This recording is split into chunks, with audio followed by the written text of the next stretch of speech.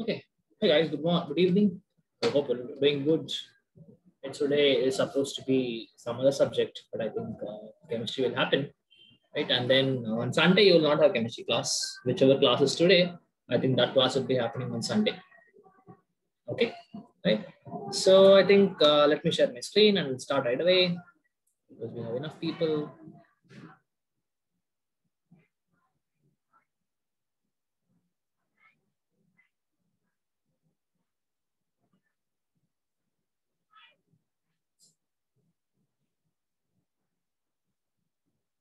Okay, so we'll just have a quick recap of whatever we saw last class, and then we'll continue.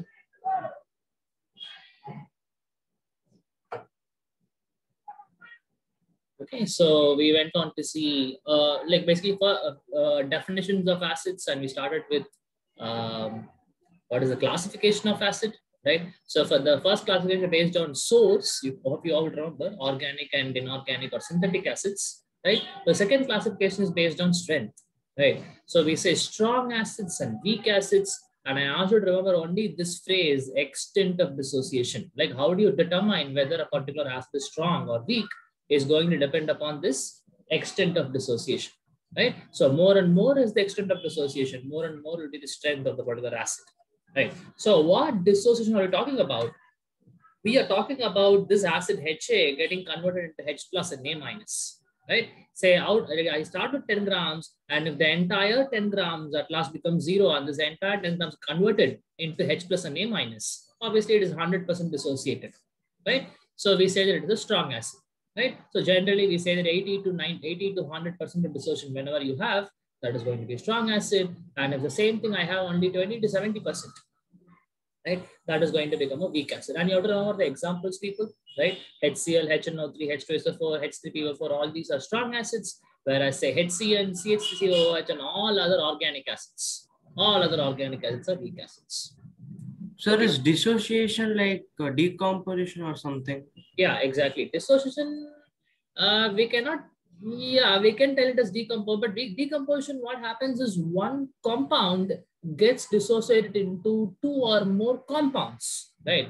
But specifically when I say dissociation, it should be dissociation of a compound into its ions. Like see, H plus and A minus are ions. So whenever I say dissociation, I generally talk about this ionization process, right? A compound getting converted into ions, that is H plus and A minus. Is it okay? Okay, sir. Right? Okay. So that's about strong and weak acids, right? And then went on to see what is the classification based on concentration. We have concentrated and diluted acids, right? So before we understand all of this, you have to know what exactly is concentration. As I told you, concentration is nothing but the amount of solute present in the solution, right? Now we're talking about acid solutions. So basically we are talking about how much amount of acid is there in the acid solution. Obviously, along with acid, I'll have water also, right? So if I have more amount of acid, less amount of water, it's called concentrated solution. Or if I have vice versa, that is more water and less acid, it is going to be a diluted solution. Okay. And the next question comes, how do we dilute an acid, right? We dilute an acid by adding what? By adding acid to water, right? We have a bowl or we have a vessel containing Sir, water. Arman has some problem with his laptop, so he'll be joining late. Yeah, sure. Please go ahead. Ask him to join whenever possible. Sure. Yes, sir. Okay, right. So what I was telling is, how do you dilute an acid? Is by having a acid. Sorry, I have water in the beaker, right? So to this you add acid drop by drop by drop. Okay, thereby you go on diluting the acid. Now, why do we do this? Is because dilution is an exothermic process in the sense that a lot of amount of heat is going to get generated in the dilution process. So in order to cool down the amount of heat produced, right? That is why we add acid to water. H2 is going to act as cooling agent. If at all you're going to do the reverse of this, obviously it will end up in explosion, right? Okay, and the last classification is based on this term called as basicity, right? So basicity, I have told you, is nothing but it is the number of H plus ions which can come from one molecule of an acid, right? Say how many H plus, say we have monobasic, dibasic, tribasic, right? Tetrabasic, we don't have only 3 of them. Mono means one. right? Say, for example, HCl, from one molecule of HCl, I'll get only one H plus. So monobasic, right? And when I say dibasic, I should get two H plus. And the example given is H2SO4, which will give me two H plus ions and SO4 minus ion. That is dibasic. And tribasic example can be H3PO4. I think we didn't see it. Yeah, we saw it here. H3PO4, you see, will give me three H plus ions, and obviously phosphate ion is produced. So three H plus, so it is tribasic. Okay, now that's about the classification. Then we went on to see what are all the chemical properties of an acid, right? How it reacts with some other substance, right? So first thing we saw was action with metals, right? So I told you metal plus acid will always give you salt, and hydrogen gas will be evolved, right? So you can look at the equation here, sodium reacting with HCl, forming the salt, that is NaCl plus H2. And obviously here it is going to be a displacement reaction, right? The metal which you have is going to displace hydrogen from the acid.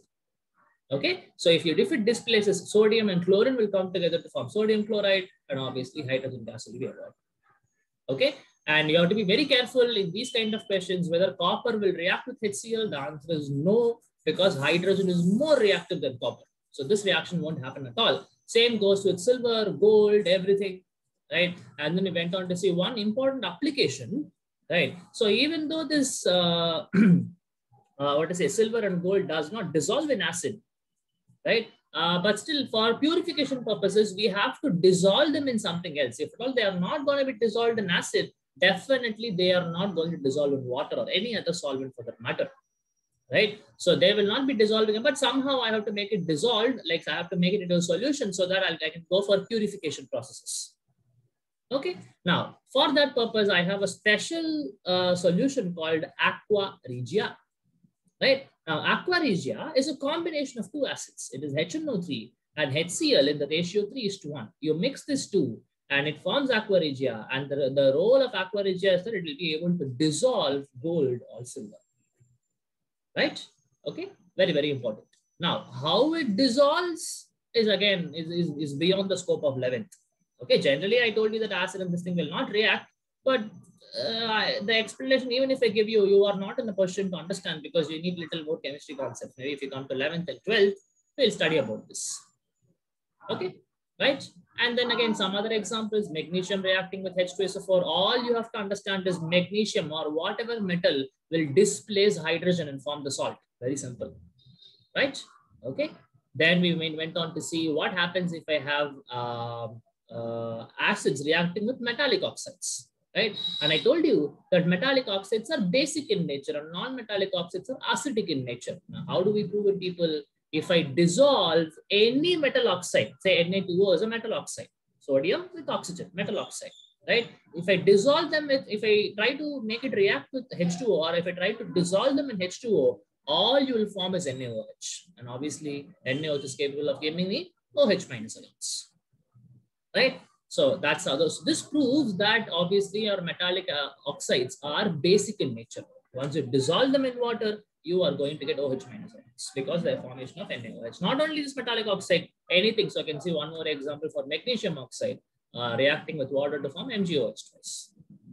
Right? Now, second thing is that this is the chemical property itself. So when I have an acid and a base, like even though we didn't see neutralization reaction, you must have seen in school, it is going to form salt and water, right? So if a metal oxide reacts with an acid, if it forms a salt and water, obviously that means what? Metallic oxides are basic. Just give me a moment, people. There is some background. Just give me a moment.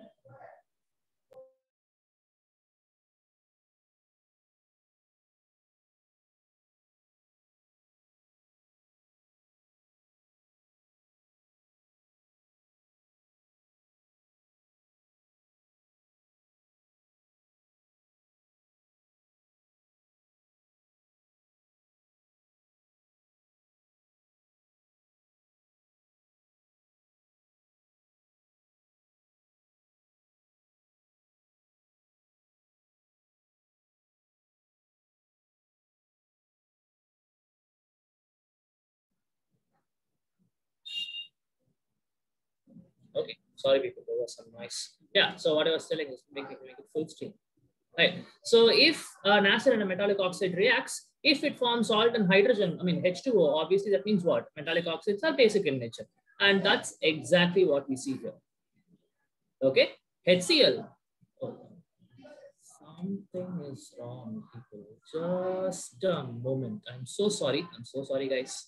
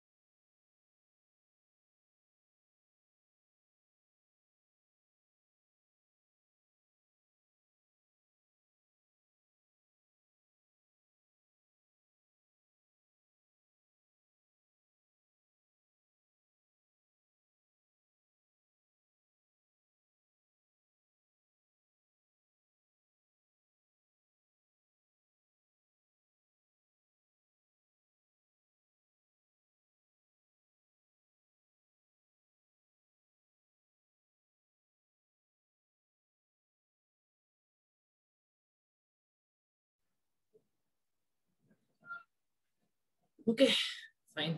There are certain things which you can control and certain things which you cannot control, right? So yeah. Anyways, so we proved that metal oxides are basic in nature, right? So HCl reacting with Na2O, that is sodium oxide, will react to form NaCl and H2O, right?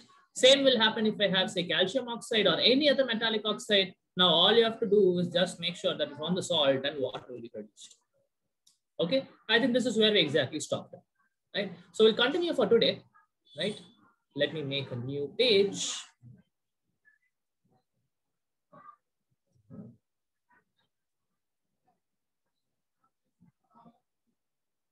Right. Okay. So next thing we'll see, I think this is the third property, right? Action with metal carbonates or bicarbonates. Okay. Now, first we'll try to understand, we know what is this carbonate and bicarbonate ion, right? Carbonate is CO3 2 minus and bicarbonate is HCO3 minus. You know, it's very simple. To this, you add a H plus. Now it is going to become HCO3 minus. Okay, CO3 2 minus will, if you add H plus to this, obviously minus 2 charge, I'm talking about the charge, minus 2 plus 1 will become minus 1, right? So CO3 2 minus and HCO3 2 minus, you have to know the ions. Okay, carbonate is CO3 2 minus and bicarbonate is HCO3 minus. Okay, right. So now what you have to understand is, people, this metal carbonates and bicarbonates are again basic in nature. Like, how do you have metallic oxides to be basic in nature? This metal carbonates and bicarbonates also are basic in nature. Okay, right. I can tell you an example. I don't know whether you have heard this. I have something called as milk of magnesia. Have you heard of this, people? Has anyone heard of this term? Milk of magnesia. Yes? Yes, sir. Ah, right. So, like, obviously in your school only they are taught you, isn't it? Milk of magnesia. This milk of magnesia is what I call as an antacid, right? So if you have acidity problems in your stomach, right? If you're like, you must have, like, say, continuously burps, which are causing you irritations, you know, it's acidity, right? So this, when you have acidity in your stomach, right? So this milk of magnesia will be given as a tablet or will be given as a solution to you. Okay, now why it does, what it does is that this is basic in nature. So this will neutralize the acid which is present in the stomach, right? Obviously, I know in the stomach I have HCl. Okay, so that if at all I have excess HCl, that is what we call it as acidity, right? So in those cases, for me to neutralize the excess acids, okay, for me to neutralize the excess acids, right, I'll actually go for this milk of magnesia, which is basic in nature. And this milk of magnesia is nothing but magnesium carbonate. Okay, it's nothing but magnesium carbonate, MgCO3. Okay, lot of other tablets, whatever antacid tablets, the Gelusil or whatever you have, whatever the brand names you have, all of them will contain some base, which is a carbonate. Okay, now you can ask me, sir, I can go for a strong base, right? Like NaOH. NaOH is a very, I know, okay, we didn't talk about strong and weak bases, but still, we know that NaOH is a very strong base. Why are we not using this? But rather, it will be more efficient, right? This will be more efficient in neutralizing the acid, right? But still we go only for MgCO3. The reason is that if I go for very strong bases like NaOH, it will cause some other problems. Okay, it will cause, maybe it will neutralize the acid so much that the acid required for the digestion will not be there. Hope you understand my statement, right? So this will be so much efficient in neutralizing the acid. We still require the acid, right? We still require the acid for a digestion. Now that requirement of acid can be gone if you use NaOH and all, right? And this NaOH is also a little poisonous, obviously, to our body. Okay, so that is the reason why we go for carbonates, especially magnesium carbonates. So what you have to understand is, people, this magnesium, all metal carbonates are weakly basic. Weakly basic. They're not strong bases. They are weak bases. Okay, but anyways, we'll speak about the strong and weak bases when we talk about bases in depth. But all you have to understand is how these acids will react with metal carbonates. That's what you need to understand. Okay, now very simple, right? So I'll just give you the general statement now. Metal reacting with bicarbonate, or I would say, okay, carbonate or a bicarbonate for that matter, will give salt plus water. Well, one more extra thing, that would be my CO2 gas. Okay, now this is like a, sorry, I'm sorry, this is, I wrote it as metal, this is acid. Okay, so acid plus a bicarbonate or a carbonate for that matter will give me salt plus H2O plus CO2. Okay, normally if I have acid, I know this is basic in nature, right? So generally we'll have acid plus base giving me salt plus water. But since it is a bicarbonate or carbonate, only one extra thing will come, that is going to be my CO2. Okay, this alone you remember. Now, if at all I want to have any reaction, if I have to give you, say, HCl reacting with, say, sodium carbonate, Na2CO3, any metal carbonate, acid with metal carbonate is going to give me the salt. I know the salt will be NaCl, common. The rest two things are very easy, H2O plus CO2. Very, very simple. All you have to understand is what salt is going to get formed. Other two will be common for all the acids and all the metal carbonates, right? Say one more example we'll have, say I take HNO3, right? Reacting with CaCO3, calcium carbonate, right? Guys, you have to know how do we write the formulas. That's why I told you what ion carbonate is, right? CO3 2 minus. If it is calcium carbonate, Ca2 plus and CO3 2 minus, it can cancel. Okay, anyways, so HNO3 reacting with CaCO3 will form, now this and this will form the salt, that is CaNO3 twice plus H2O plus CO2. Right? Say if I take any bicarbonate, let me take sodium bicarbonate, say I take it with H2SO4, H2SO4 reacting with NaHCO3, same thing. You don't have to worry about, what is going to happen. Just the same thing, salt, water, and carbon dioxide. Now salt will be sodium and sulfate will form sodium sulfate, that is Na2SO4 plus H2O plus CO2, gas with the water. Okay, it's very, very simple. Acid plus base, if you generally have, I'll have salt and water. right? But if you have acid plus bicarbonate, even though they are basic in nature, only extra thing I'll be getting is CO2. That's it. Very, very simple. Okay, right? Fine. So that is about action with metal carbonates and bicarbonates, right? And I would say the last one, which which we can see later also, but we can see now, is basically action with bases. Okay, action with bases. I know the what are bases, NaOH, and basically this is what is called as your famous neutralization reaction, right? This is called as neutralization reaction. And what other things you have to know about neutralization reaction is that these reactions are highly exothermic, right? These reactions are highly exothermic. Okay, that means it is going to give out heat, right? Anyways, now we know how is it going to be, right? Acid plus base will give me salt plus water. This is a way this we have been using for a long period of time, right? Acid plus base give you salt plus water.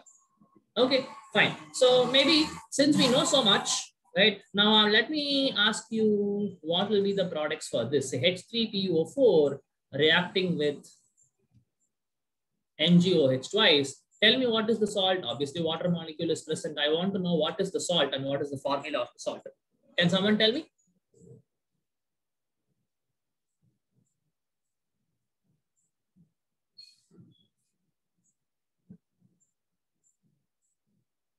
Yes, what is the salt? Or what is the formula of the salt?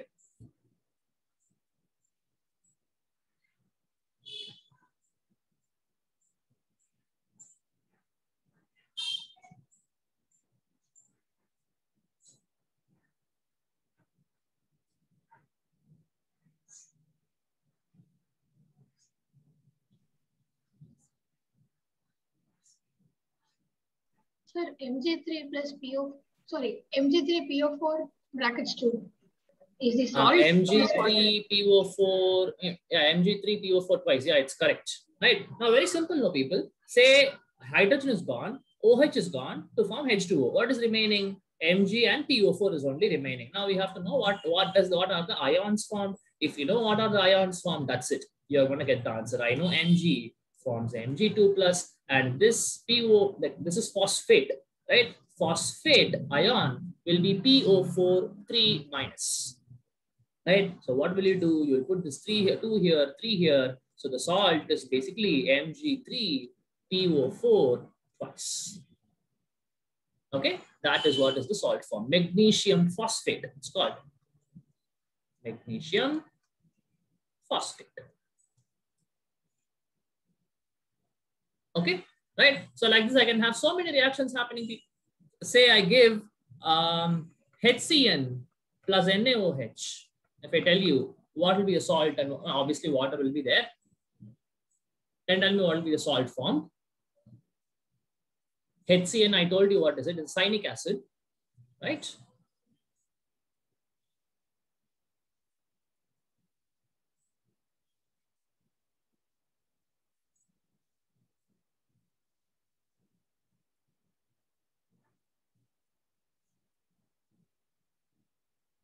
Yes, answers.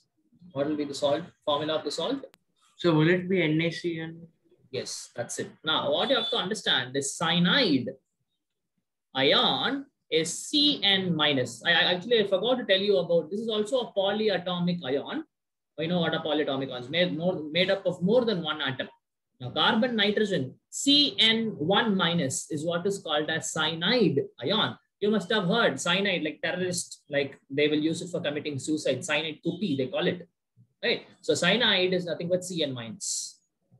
Okay. Now, so obviously I have Na plus coming from this and Cn minus, obviously 1:1. So I have basically NaCN. So this particular salt is what is called as sodium cyanide. Very, very simple. Okay. This is what is called as sodium cyanide. Okay, fine. Now, say I have another acid I'll give you. Say H2CO3. Anybody knows what is the name of this acid, people? H2CO3. What is the name of this acid? Anybody knows? And this is an environmentally important acid. Okay, for an environment, this is a problem, actually. I'll tell you what is that. Anyways, anybody knows what is the name of carbonic this? acid. Carbonic acid. Absolutely, absolutely. Carbonic It's called carbonic acid. Okay, the formula is H2CO3. Okay, now H2CO3, again, I can have any, this thing, say I have CaOH twice. Okay, now CaOH twice is called as what? I know it's calcium hydroxide. What is the common name of this? Calcium hydroxide. Common name or other names you, yeah, what is it? Quicklime. Quicklime. Quicklime is what? Quicklime is not CaOH twice. Quicklime is CaO, calcium oxide. Liquid lime. Obviously, the other only thing remaining is slaked lime, right? So this is called slaked lime. There's one more thing, one more word, I mean, one more way by which you can call this calcium hydroxide. Any other names are there? Slaked lime is one. Any other name?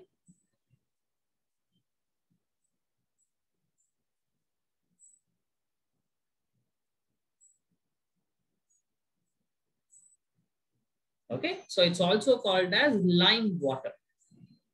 Okay, you can remember this, right? CaOH is also called as lime water. So slaked lime, lime water, calcium hydroxide, all the things are same. Okay, fine. Anyways, now I want to know what is the salt. Salt, and obviously H2O is there. Yeah, tell me what is the salt, or at least the formula of the salt.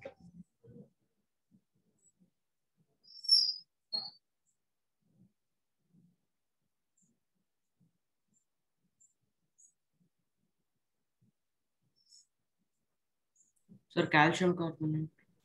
Calcium carbonate for formula. CaCO3.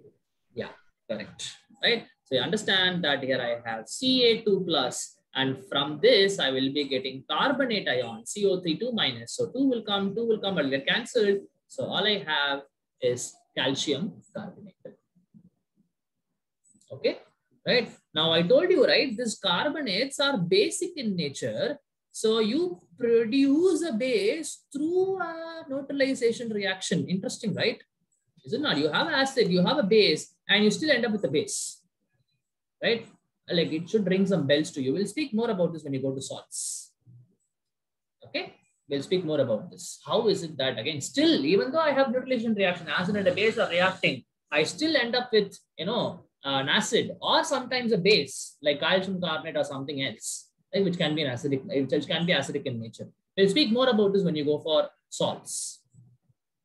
Okay, fine. So like this, I can have all the neutralization reaction happening. Okay, so only 4 chemical properties. Okay, so you have to know all of them, and it's, everything is very, very similar to each other, right? Okay, any questions anybody has in acids? That's about the acid part done. Any questions anybody has about regarding the acid part? Sir, an extent of dissociation, like should we need to apply an external heat, like? Not necessary, not necessary. All these, right, this extent of dissociation, all of them has to be done at room temperature. Now, why? Because obviously, if you supply more heat, right, if you supply more heat, more dissociation will happen. No doubt about it, right? But how do you compare then?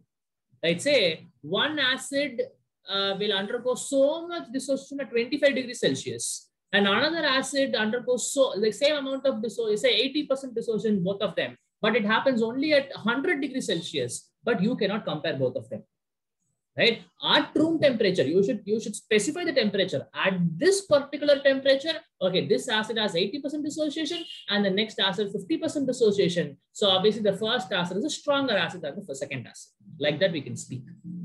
Right, but obviously, if you increase temperature, for sure, the amount of the extent of dissociation will increase, no doubt about it. Yes, did I answer your question? Yes, sir. Sir, I was asking, like, how does this dissociation take place? Like, we need to apply an external heat or something, like how? Not necessary, Kanna, not necessary. I'll tell you actually how it happens, right? Say I have HCl. Okay, now I put it in water. I put this in water. Okay. Now this water, like I told you, water is a very special thing. Okay. Water is actually, I'm going to call it as amphiprotic. Okay. Water is amphiprotic. Okay. What do you mean by amphiprotic? Means it can both accept H plus as well as release H plus. Okay, this water molecule is so special, it's amphiprotic, that it is able to accept H plus as well as give H plus. Okay, now depending on what is dissolved in it, say for example, if HCl is dissolved, I know HCl is an acid, right? So obviously water molecule will act as a base, right? So if I add a base, then the water molecule will act as an acid. Basically, acid means what? It will release H plus. If it is going to act as a base, it is going to accept H plus. Okay, so how is it going to happen? Is you have HCl, right, which is the H plus donor, right? And you have water molecule, which is a H plus acceptor. Okay, now if H plus comes from this and attacks the water molecule, what will happen? I will have H3O plus ion formed, right? And what is remaining? Remaining is Cl minus. So that's why, like I told you, we would have written like this: HCl giving H plus plus Cl minus, but this H plus is not going to be as such. I told you it is very unstable, right? So this H plus will go attack the water molecule, then you form H3O plus and Cl minus. This is actually the dissociation reaction you're talking about. Okay, sir. Okay, understood? Yes, sir, Yes. I got it. Okay, good, good, nice. Fine. So any other questions anybody has regarding acids? And you don't have to remember this term and all, people, amphiprotic and all, you don't have to remember, but if you remember, well and good, why not? It's good information to remember. Okay, yeah. Any other questions anybody has regarding acids or anything outside of the book? Sir, I studied this, something I saw. Any questions anybody has? Okay, fine. Then we'll move on. We'll move on to bases. Okay, now we already defined what are bases. Like we have three definitions, if you can remember. Whenever dissolved in water, right, it will give me OH minus ions, right? This is my Arrhenius concept, right? And it is capable of accepting H plus, or basically it is going to be proton, right? This is what is my Lowry Bronsted theory says, right? And the last one says it is able to donate electrons, right? So all of these categories comes under basis. If it gives me OH minus, or if it accepts H plus, or if it donates electron, all of these properties, like any of these properties any substance has, right? All of them can be, and obviously this is my Lewis theory, no doubt, right? All of them can be correlated as bases. Okay, right? Fine. Now moving on, what are the physical properties of bases? Yes, can someone quickly tell me what are all the physical properties, people? So bitter in taste. Good. One is bitter in taste. Then So soapy to touch. Yeah, soapy to touch. Like remember, all your soaps, right? All your soaps are made from bases. Okay, and like obviously it's not only base, you have other things also, glycerol and stuff, but still they are made from bases. Okay, so they are soapy to touch. Anything else? So it turns red litmus to blue. Okay, fine. Red litmus to blue. Anything else? So they conduct electricity. They conduct electrical. Definitely. Even we forgot about this when we talked about acids, even acids as well as bases, right? But what you have to understand is the aqueous solutions are good conductors of electricity, right? If you have very high concentrations, that is less amount of water, right? Then they will not be good conductors. I'll tell you why. Okay. So you need some amount of water, like NaOH alone. Say NaOH alone is there. No water molecule is there. Like there is no question of having it behaving as a conductor. Okay, I'll tell you why. Anyways, any other properties? So phenolphthalein changes to pink color. Yeah, like obviously all the indicators will come. Any other thing? Indicators we'll see separately as one topic. Any other physical property? Okay, so the last one is they are little corrosive, not as corrosive as acids, right? But still they are little corrosive. You have strong bases like NaOH and CaOH twice and all, right? They are little corrosive, but not as corrosive as acids, obviously. But yeah, they are corrosive in nature, little corrosive in nature. Okay, so maybe we'll speak about this conductor since we started this. Maybe like it is a little off topic, but it is a very good thing to understand. Okay, guys, fine. So for anything to be a conductor, right? For anything to be, we're talking about conduction of electricity, obviously. Okay, so for anything to be a good conductor of electricity, there is only one condition, people. The condition is that I should have some free charges present. Now, what do you mean by free charges? Charges which are capable of moving, right? If I have some charged particles which are capable of moving inside the conductor, right? Now, inside that material, then I can call them as conductors. Now, very simple. Say if I take a metal rod, right? If I take a metal rod like this, okay? Now, inside the metal rod, you will have so many electrons present. Okay, now obviously you can tell me, sir, everything contains electrons and everything, obviously electrons are charged. So everything should be a conductor, right? But the thing is, guys, it is not about possessing electrons, or it is not about possessing the charges. You should have free charges in the sense that these electrons or these charges should be able to move through the conductor. Then only they are good conductors of electricity. So these electrons I'm talking about are capable of moving in all possible directions. They are free electrons, right? I call them as free electrons. Okay, so these are responsible for the conduction. Okay, now these are not the only cases. Actually, what I can tell you is that this can be of two types. That is, the conductors can be of two types. One are what are called as electronic conductors, all your metal conductors. Normally what you see, all these are electronic conductors. Okay, I have something called as electrolytic conductors. Okay, so basically electronic conductors, the charge carriers are nothing but electrons.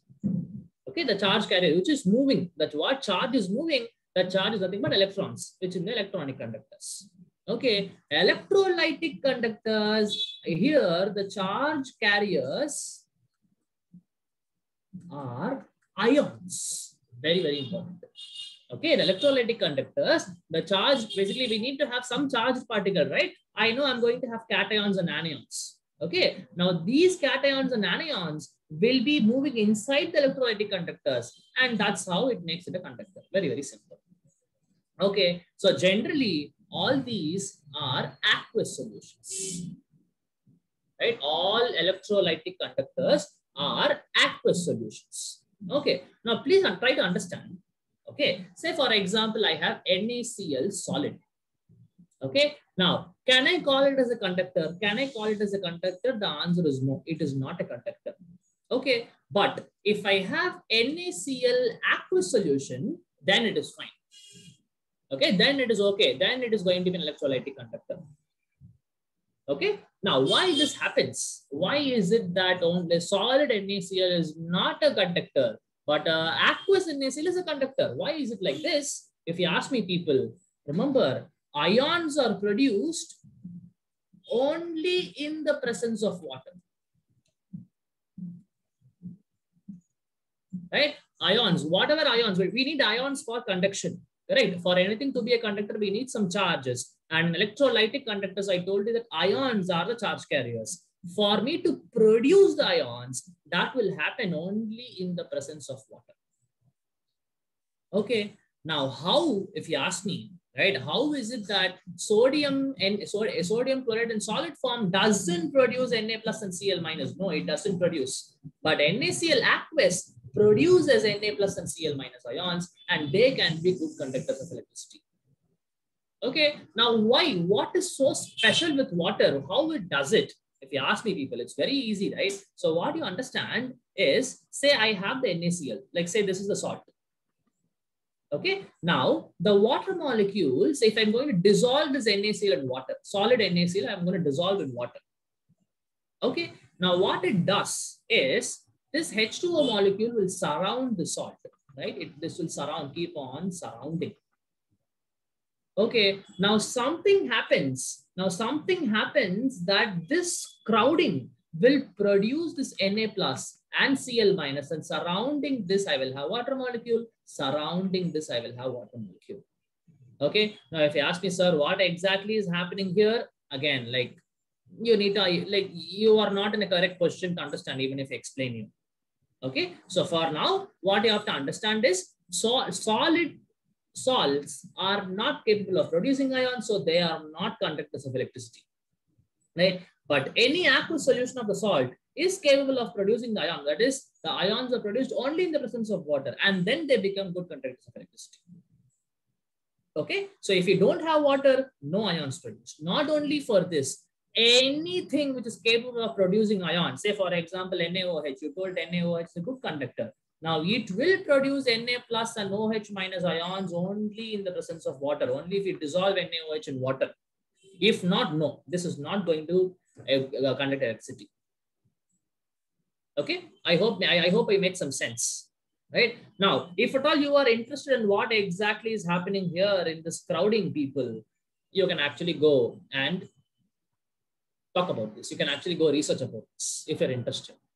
Okay, but obviously you need little more concepts, little more things you have to know for you to understand this. But if you're interested, please go look into it, how exactly this happens. Very interesting thing. Okay, right, fine. So I think how everybody understood what do you mean by a conductor of electricity, and what are the requirements of a substance to be a conductor, and what are all the types of conductors, that is electronic conductor, electrolytic conductor, what are the charge carriers in each of them. In electronic conductor, it is electrons, and in electrolytic conductors, these are ions in the charge carriers, and mostly all these electrolytic solutions are aqueous solutions. Right? And all you have to understand is the ions are produced. The ions are required for the conduction. This ions has to move, only then the conduction is possible. And the ions are produced only in the presence of water. Solid, salts or solid anything is not capable of producing ions. Not only this, guys, please remember solids, liquids, both of them are not capable of producing ions. But if I have gases or if I have aqueous solutions, these are okay for ions. They can produce ions.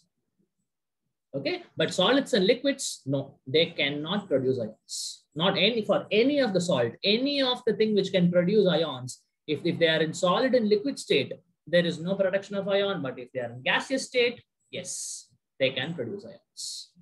Or in aqueous solution, obviously. Okay, right? Fine. So that's about the conductor. So we saw about physical properties of the acid: bitter, soapy to touch, red litmus to blue, aqueous solutions are conductors of electricity, and they are little corrosive in nature. Okay, then we'll move on. We'll move on to the classification part. What are the ways by which you can classify bases? Okay, now you don't have as much as classifications as you did in acids. Here I have very little classifications only. Say one important thing will be based on strength for sure. Right, now based on strength, again, I have strong bases and I have weak bases. Right, now whatever you understood for the strength in case of acids, exactly same thing we have to understand here also. Here also, the phrase which you have to remember is extent of dissociation. Right? Obviously, more and more is the extent of dissociation, more and more will be the strength of this. Sorry, strength of the base. Okay. Now, what dissociation are we talking about? We are talking about this. Say NaOH, for example, or in general, I write AOH. Some metal and OH minus ions are there. So this will produce A plus OH minus. Say if I start with 10 grams, right? And if this becomes 0 and this entire thing becomes 10 grams, obviously I say it's 100% dissociated. So it's a very, very strong base, right? So again, the idea remains very simple, people. If I have 80 to 100% dissociation, strong acid, 20 to 70% dissociation, it's a weak, sorry, I'm keeping on telling acid, strong base and weak base. Okay, 80 to 100% strong base, so 20 to 70% weak base. Okay, now we saw so many examples of strong and weak acids before. Now here it is very simple. Now for strong acids, there are only 2 strong acids, people. Only 2 strong acids are possible. I would say 3 strong acids. Again, I'm telling acids, I'm really sorry. So only 3 strong bases are available to us. Only 3 strong bases. Now all the other bases are weak. Okay. Now what are the 3 strong bases? First is my NaOH.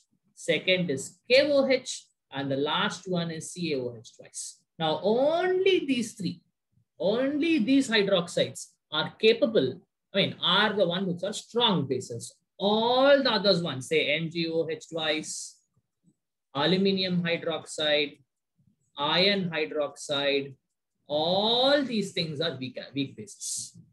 Okay, whatever you have other than these 3, that NaOH, KOH, and CaOH twice, other than these, whatever bases you have, all of them are weak bases. Okay. Again, how do you decide them is exactly based on this extent of dissociation. Right? Okay, fine. So that's about the classification based on strength. Right? Remember, only 3 are there for strong, or rest all are weak. Right? Okay. Now, second classification. Second classification is based on concentration. Again, what exactly you saw for acids. So again, I have concentrated acids, diluted bases. I'm sorry, guys, concentrated bases, diluted bases. Now here also say same thing, right? I know what is concentration. Concentration, nothing but amount of solute present in the solution, right? We are talking about amount of base here, right? So here I have more base, less water. Here I have more water, less base. Okay. And here there is no thing like how do you dilute a base? You can do anything. You can either add base to water or you can add water to base. Both of them are okay here. Okay, not like acids. Acids we have to add only acid to water. Only this is okay, right? This is not okay in case of acid. But here there is no condition like that, right? Either you can add acid to base to water, or you can add water to base. Anything is okay for me, right? It is not that violent, right? Okay, fine. Now the last classification. The last classification is based on acidity, right? We saw this, right? We saw for acids it's called the basicity, right? For bases we use the term acidity.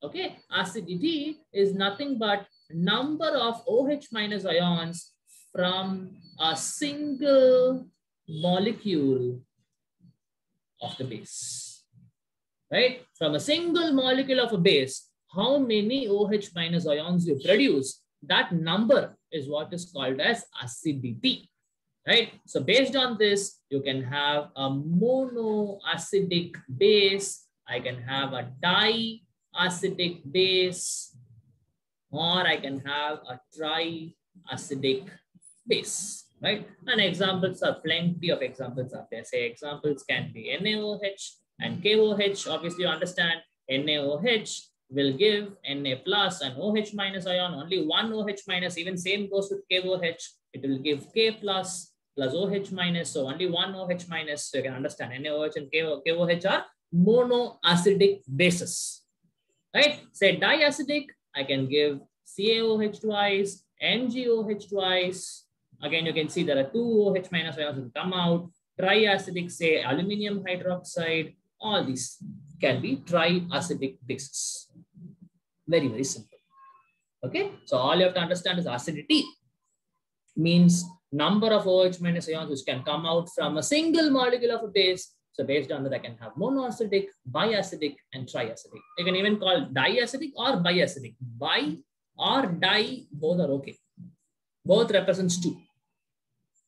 Okay, so that's about concentration. I mean, that's about the classification of the acid. That's it. Okay, right? Fine. Moving on. Moving on. Now, the next part will talk about the chemical properties.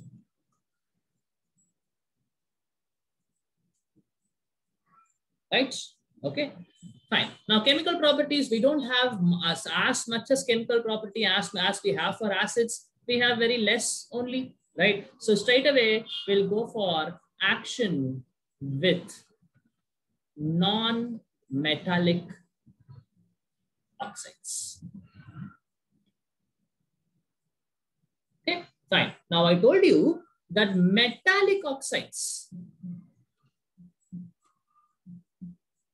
are basic in nature, right? I told you this and we even proved this last class, right? Now, let me tell you that non-metallic oxides are acidic in nature, right? Non-metallic oxides are acidic in nature, right? Now, how do we prove this? Very simple. Say I take any non-metal, say sulfur we take, okay? Sulfur is a non-metal, okay? So this sulfur, if it forms an oxide, say sulfur trioxide I take, okay? Sulfur trioxide is a non-metallic oxide. Okay, so if I try to dissolve SO3 in water, right? Sulfur trioxide in water, what will you form is nothing but H2SO4. Again, I know H2SO4 can give me H+. That means what? SO3 is acidic in nature. Okay, now you look at this. CO2, carbon dioxide, you react with water. What do you form? H2CO3. You can see this is carbonic acid. Again, this can produce H+. Right? Now, guys, I want to mention this. These two reactions are the reason for acid rain. Right? So you might have heard the Taj Mahal, right? Taj Mahal marbles are corroding. Why? Because they say there is acid rain.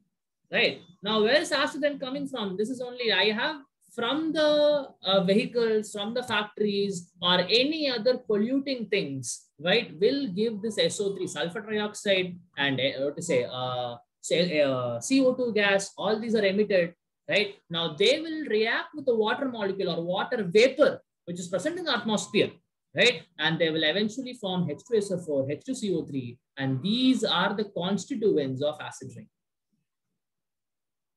Okay, this is how acid rains are produced. Not only this, say I take any non-metallic oxide, say I take N2O, dinitrogen oxide. Okay, now again you put N2O with water. All you're going to produce is HNO3. Again, you see this is an acid. This can also be a cause for acid rain. Okay, so all these gases, this nitrogen oxides, nitrogen has so many oxides. Right, so nitrogen oxide, carbon dioxide, sulfur trioxide, sulfur dioxide, SO2, will react with H2O to form H2SO3. Now, H2SO3 is called sulfurous. Right, it's called sulfurous acid. Okay, H2SO4 is sulfuric acid. H2SO3 is called sulfurous acid. Okay, so any of this, all of these are produced by pollutants. When I say I'll write it here. Pollutant, right? A pollutant is the one, these gases are what are called as pollutants. Okay, SO2, N2O, CO2, SO3, all these are pollutant gases, right? And all these pollutant gases will react with water molecules present in the atmosphere, right? And they will produce acids. And these are the one which constitute for the acid rain, right? So anyways, what are we talking about here is that I'm telling you that non-metallic oxides are acidic in nature. Okay, non-metallic oxides are acidic in nature, and all these are non-metallic oxides, right? And when they react with water, they form acids. That proves that non-metallic oxides are acidic in nature. Okay, so we'll see what happens if I have a base reacting with, a non-metallic oxide like this. Now it is going to be very, very, very similar to the previous case what we saw in acids. So remember, a base reacting with a non-metal oxide, right, will form salt plus water molecule. Very, very simple. Say because this is again going to be neutralization reaction only. Because these non-metallic oxides are acidic in nature. So this is going to be a neutralization reaction. Right? Say if I have to give you any example, say I take a base, NaOH, react with SO3, you are going to form Na2SO4 plus H2. Now you see, this is the salt, sodium sulfate is the salt, and H2O is water molecule. So neutralization reaction happens. Okay, right? So I think, what is the time, people? Okay, we have 5 more minutes, right? So that's about action with non-metallic oxides. Okay, right? Now, there are certain oxides. See, I told you that metallic oxides are basic in nature. Where is this? Yeah, metallic oxides are basic in nature. Non-metallic oxides are acidic in nature, but still there are some neutral oxides also. Right? Neutral oxides, I'll give you only one example. Neutral oxide is carbon monoxide. Okay, so even though it is a non-metallic oxide, I know carbon is a non-metal, right? So carbon reacting with oxygen to form carbon monoxide. Now, if I react this with water, it forms nothing.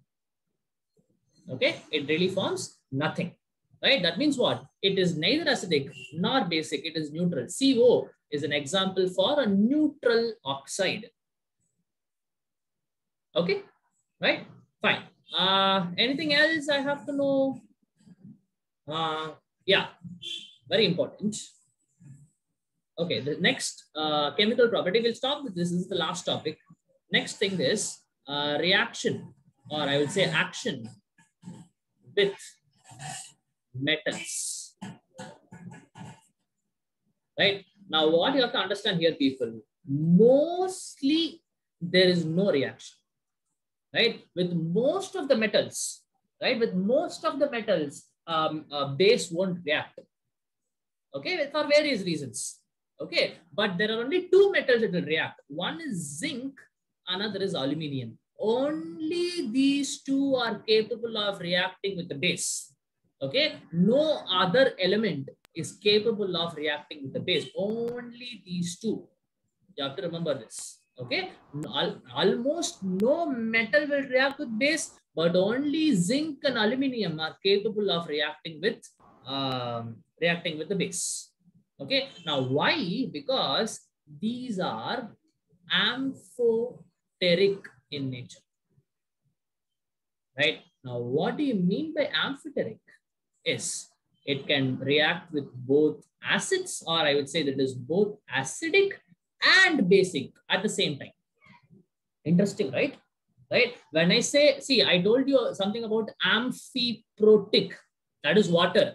Amphiprotic means giving H plus as well as accepting H plus. Yeah, it is something related to amphoteric, but we talk in terms of losing H plus and accepting H plus. Okay, but when I say amphoteric substance, an amphoteric substance is something which is capable of reacting. I would say, you can even write here, reacts with both acid as well as basic substances. Okay, right? Fine. Now it's very simple. Say if I have to make zinc, or if I take an acid, for example, HCl reacting with zinc, it is going to form ZnCl2 plus H2. Aluminium will do the same thing. Right? Now this is very common. This is a common reaction. But this reacting, if this reacts with the base also, obviously means what? It is definitely going to be amphoteric in nature. Right? So we'll see what happens now. Say I have NaOH. If you make it react with Zn, I am going to form NaZnO2. This is a complex salt. This is what is called as sodium zincate. Right? Sodium zincate, obviously plus H2. Gas will be a water, right? So when I have zinc or aluminium reacting with the base, I will form salt plus hydrogen, right? Now, please understand the salt form, the formula is NaZnO2, and the name of the salt is sodium zincate. Okay, now same thing can happen with aluminium. I can have Na2AlO3 or AlO2, right? Na2AlO2. Now this obviously plus H2. Gas will be liberated.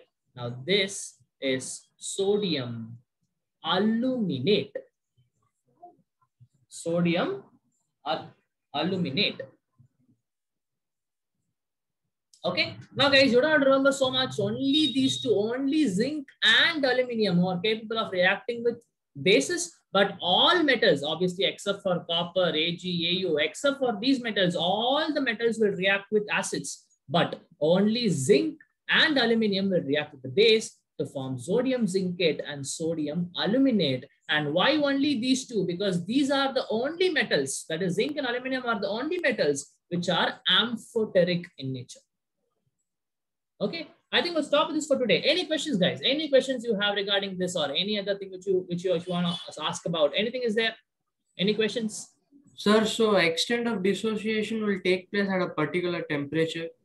Yeah, room temperature. We will define extent of dissociation only at room temperature, 25 degrees Celsius. Okay, sir. Right? Yes, any other question, guys? Anybody has about this amphoteric substances, sodium zincate, sodium aluminate? You don't have to go into the details. Just know the formula and the name, and you have to know what you mean by amphoteric substances. That's it. That's all you need to know. Okay, any questions, guys? Okay, cool then. I think there is something in the chat. I think if we dilute a strong acid, I told you that, right? Strong acids, weak acids are not connected with concentration. Please remember that. Okay, Sanyu Kumar, like strong and weak acids are not connected with concentrated and dilute acids. So the question, if you ask me, if I dilute a strong acid, will it become a weak acid? No, never. Okay, they are not connected like that. Actually, the other way is possible. If you add, if you have a weak acid and you add a lot of amount of water, it can become a strong acid, but that's a very, a non-chemistry way of saying it. Okay, if you have to put it that way. But yeah, there is no connection. There is no connection between strong, weak, diluted, concentrated. There is no connection. Okay, Sanyu Kumar. Right? Okay. Fine, I think I'll stop right here. Yeah, thank you so much, people. We'll meet again on, I think, next week. Right? Thank you so much. Thank you, sir. Thank you, sir. Thank you, sir. Thank you, sir. Thank you.